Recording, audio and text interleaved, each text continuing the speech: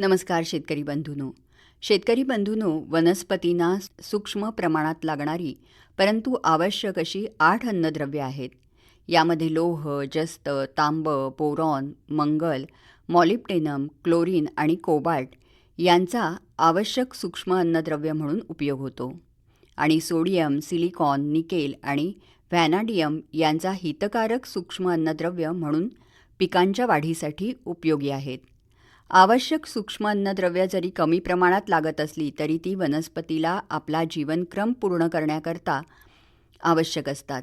त्यांचा उपयोग वनस्पतीमध्ये उत्प्रेरक संप्रेरक निर्मितीचं कार्य, हरितद्रव्य निर्मिती, फूल आणि फळधारणेला मदत आणि प्रथिनं तयार करण्यासाठी होतो.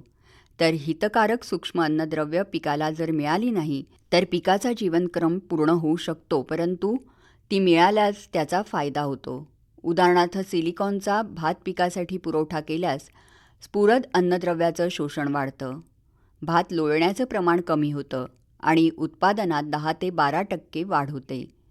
झाड किंवा फांदीच्या खालच्या जुन्या पानांवर पहिल्यांदा वनस्पतीमध्ये चलन होणाऱ्या अन्नद्रव्यांची कमतरतेची लक्षणं जी आहेत ती दिसतात. याउलट वनस्पतीतील स्थिर किंवा अचल अन्नद्रव्यांच्या कमतरतेची लक्षणं शेंड्याकडील नवीन कोवळ्या पानांवर दिसतात. मंडळी, ही सूक्ष्म अन्नद्रव्यांची नेमकी कार्य काय आहेत तर बघा, लोहाचं कार्य काय आहे तर हरितद्रव्य निर्मिती.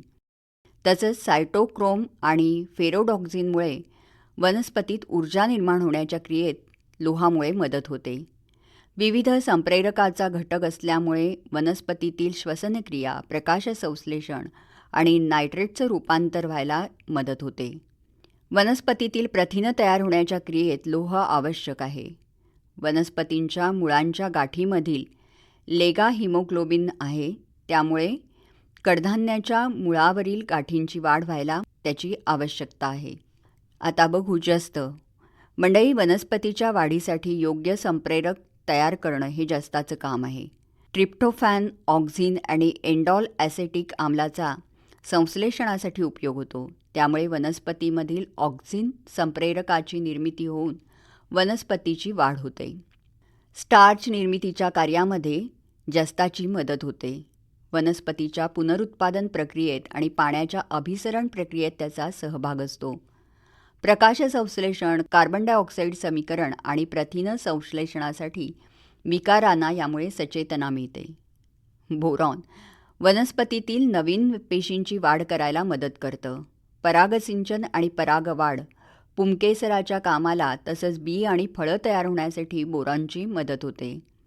वनस्पती शरीरांतर्गत शर्करायुक्त पदार्थांच्या चलनवलनाशी संबंध, वनस्पतीमधील संजीवक निर्मिती यामध्ये देखील बोरॉनची मदत होते.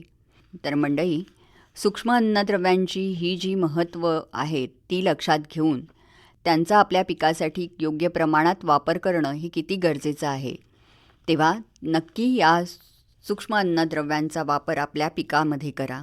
बरं, तर पुन्हा भेटूया उद्याच्या कृषीवाणीत. तोपर्यंत नमस्कार.